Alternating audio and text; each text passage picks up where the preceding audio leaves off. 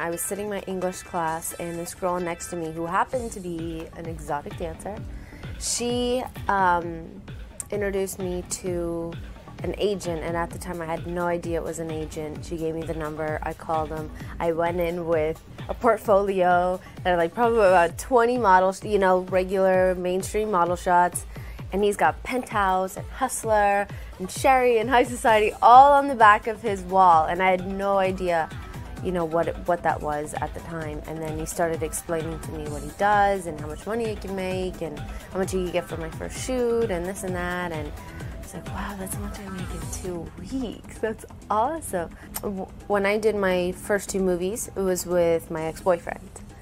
And it was really easy to do because he was my ex-boyfriend. I mean, we were together and it was very comfortable, and it wasn't like I was having sex with a stranger. And, you know, in my head I've always said no to boy girl, and there's countless interviews out there of me saying, no way, I'm never gonna do it, ever. And so when I signed with them, I signed under the assumption that I would do it with my ex, who was going to be my future husband. So it just made sense. I'm like, cool, he's gonna be my husband, and I'm gonna have sex with him. Awesome. This can't get any better. And you want to sign me? Great, awesome. So we made 2 movies. We ended up not being together. And the 3rd movie I made with Tommy and Voodoo, and that was actually really difficult. Voodoo and Nicole shoot photos all the time. So, you know, I shot with them, and I mean, it was something that I thought that I could handle mentally and physically, but come doing it, it was actually extremely difficult. It wasn't as easy or the flip of the switch as, you know, some people might say it is, or, you know, being able to block out the idea of having sex on camera with somebody you met an hour ago.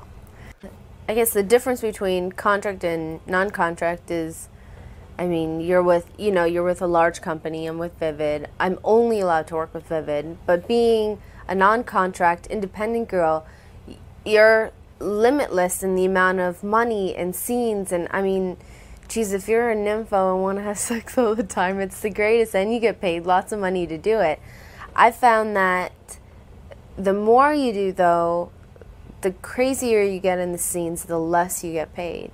That's something that I've noticed in this industry, is the more you do, the less you make. And each girl has their own motivation and why they're in this industry. They all have their own reasons, and you don't always know exactly why, because you never really get that close to a girl.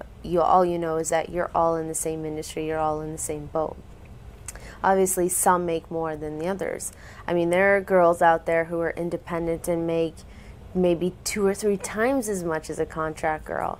But the level of who they will become is completely different, depending on how they handle their career.